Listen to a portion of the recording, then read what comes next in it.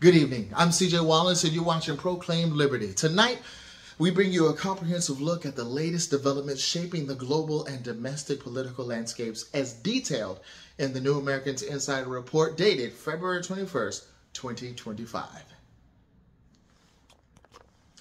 Vice President J.D. Vance delivered a powerful and controversial speech at the Munich Security Conference, calling out Europe's internal threats, including tyrannical censorship and lax immigration policies.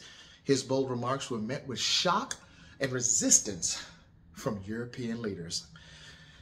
Vance identified Europe's greatest threat as internal decay, criticizing censorship laws and the erosion of fundamental values. He condemned the European Union's digital censorship measures and laws that criminalize silent prayer near abortion clinics, especially in Germany, Sweden, and the United Kingdom. Vance also made headlines with a pointed jab at European sensitivity, stating if American democracy can survive 10 years of Greta Thunberg scolding, you guys can survive a few months of Elon Musk. America is not a democracy, Vance. His remarks were met with outrage from EU leaders, with Belgian socialist Willy Claes calling it high treason and German officials accusing him of undermining democracy.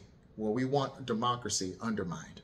The vice president's fiery rhetoric has ignited debate over U.S.-European relations and the role in supporting global democratic values. We should never, ever support democratic values because America is a constitutional republic. Meanwhile, in other news, Federal Reserve Chairman Jerome Powell confirmed U.S. commitment to the Basel III Endgame during his testimony before the Senate Finance Committee.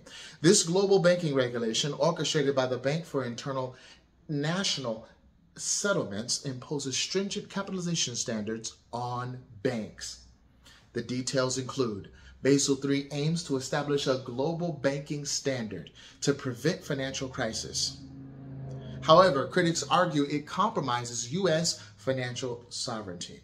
Powell emphasized compliance, hinting at the increasing influence of the BIS on global banking, raising concerns about America's monetary independence. Canada has paused its implementation, citing potential economic impacts from Trump's tariffs. The report suggests that the endgame may centralize financial power globally, undermining national sovereignty. Well, that's not what we want. Well, let's talk about the China realignment.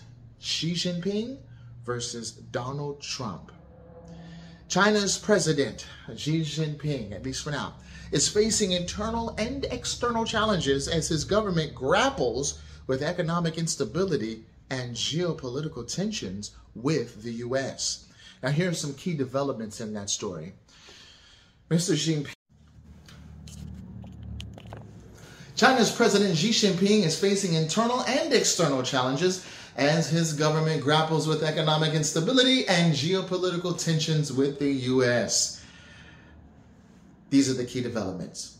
Xi chaired a meeting with China's tech giants, including Jack Ma of Alibaba and Pony Ma of Tencent, urging them to innovate amidst a tech crackdown that has crippled private enterprise. The Trump administration's hard stance on China includes high tariffs with no negotiation, impacting China's economy significantly. U.S. warships transiting the Taiwan Strait, signaling a strong U.S. stance on Taiwan's independence. Marco Rubio's leadership in the State Department's China policy, removing statements recognizing Taiwan as part of China. The U.S. approach under Trump starkly contrasts the globalist strategy of appeasement, causing significant geopolitical friction. As China navigates internal economic turmoil and international isolation, Xi's leadership and China's global ambitions face unprecedented challenges.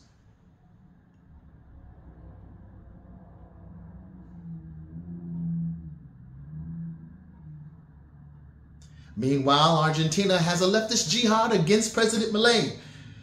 Argentine President Javier Milei is under intense political pressure after promoting a new cryptocurrency, Libra, which saw a massive value drop soon after its launch.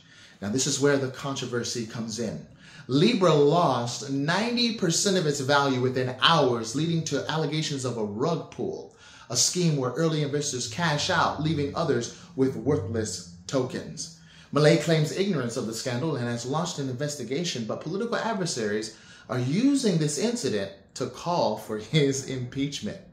This backlash is part of a broader political attack by South American leftists who oppose Milei's libertarian policies and economic reforms. And I reject that term leftist. I'm just going to go ahead and replace it with tyrant. Milei faces mounting opposition, and his political future hangs in the balance as investigations continue. Somebody is calling to defund CPB, PBS, and NPR. In a significant push to end taxpayer funding for public broadcasting, Senator Mike Lee, representative of Utah, and Representative Claudia Tenney, representative of New York, have introduced the Defund Government-Sponsored Propaganda Act. The legislation, which therefore seeks to eliminate federal funding for CPB. And for those of you who don't know what CPB is, it's Corporation for Public Broadcasting, PBS, Public Broadcasting Service, and NPR, National Public Radio, arguing that these platforms promote left-wing political narratives. Critics claim that these taxpayer-funded outlets are ideologically biased and no longer serve as impartial sources of information. The report cites examples of biased coverage on LGBTQ issues, climate change, and social justice topics. This legislative move marks a bold attempt to reshape public broadcasting in America.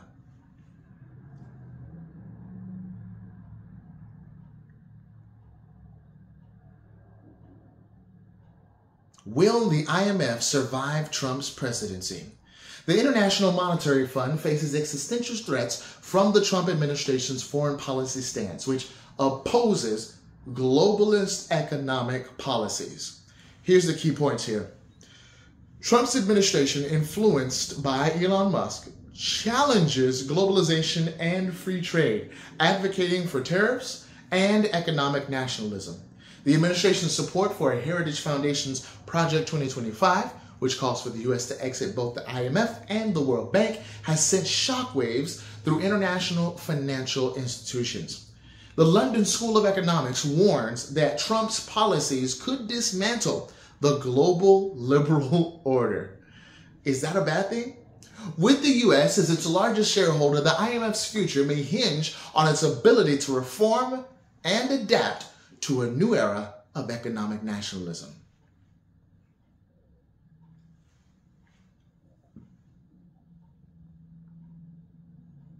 Now let's talk about the CCP's influence on YouTube and social media censorship.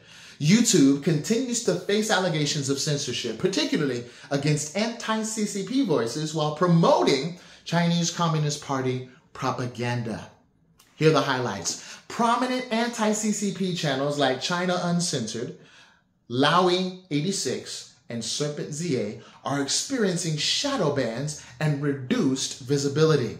YouTube allegedly promotes pro-China narratives, including propaganda on Taiwan, Xinjiang, and Chinese technology supremacy. The report suggests that this censorship either results from CCP manipulation or active cooperation from YouTube executives. The implications of tech giants influencing public perception and foreign policy narratives are profound and demand closer scrutiny.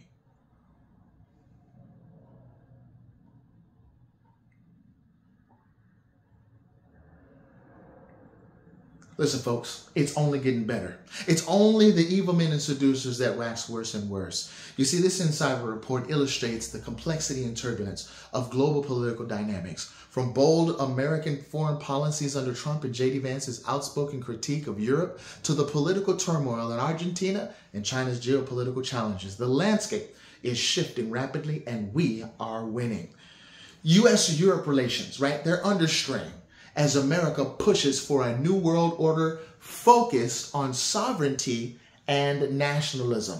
China faces unprecedented challenges from U.S. policies and internal economic woes. And Argentina, well, battles political instability amid Milei's controversial economic strategies.